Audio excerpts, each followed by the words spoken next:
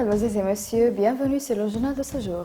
Le député Ali Saïdi a déclaré que lorsque l'armée nationale a publié une déclaration qui a donné au bataillon armé de la ville de Misrata de se retirer des axes de combat de la capitale Tripoli et de revenir d'où il venait, il était parfaitement conscient que le moment de la décision était venu et que la situation actuelle devait prendre fin.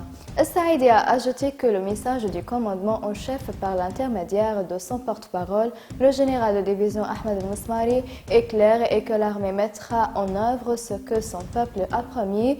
Saïdi a appelé chaque individu appartenant aux formations armées à retenir dans sa famille et à laisser les armes et le groupe auquel il appartient et à combattre sous son drapeau, car la Libye ne peut pas supporter plus qu'elle ne pourrait supporter et la jeunesse est devenue le carburant le plus guerre qui servent les intérêts étroits et sept politiciens avec des idées idéologiques.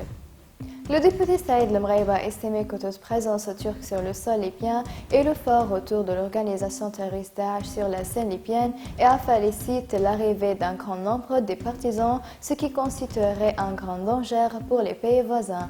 Lemreïba a déclaré que la présence turque forcerait le flux illégal d'immigration illégale vers les côtes de l'Europe. Elle a souligné que Sarraj n'a pas à demander une intervention turque pour profaner la terre libyenne pure, ni que l'Erdogan turc ne peuvent envoyer un soldat turc sur les terres libyennes, indiquant que Sarraj, avec cette affirmation, lui ouvre les portes de l'enfer et son conseil présidentiel.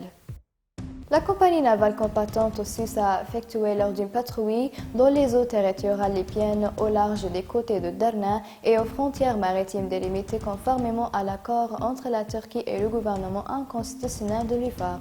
La compagnie maritime a ajouté qu'un navire battant pavillon La Grenade, dirigé par un équipage composé de Turcs, a été arrêté et remorqué au port de Ras Lehlal pour inspection, contrôle de sa cargaison et application de procédures internationales acceptées dans tel cas.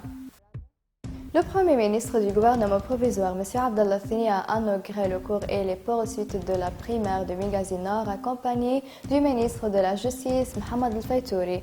La cérémonie d'ouverture a rayonné M. Badr Laguebi, membre du Parlement de Benghazi, le chef du département de l'inspection judiciaire, le chef adjoint du Conseil judiciaire suprême, un membre du Conseil suprême du pouvoir judiciaire de Benghazi et un certain nombre de fonctionnaires. Thani a effectué une visite d'inspection dans les couloirs de la cour et du parquet, louant les efforts déployés pour remettre cet édifice et en état de marche après avoir été soumis à plus d'un bombardement par des groupes terroristes avant la libération de la ville par les forces armées arabes libyennes.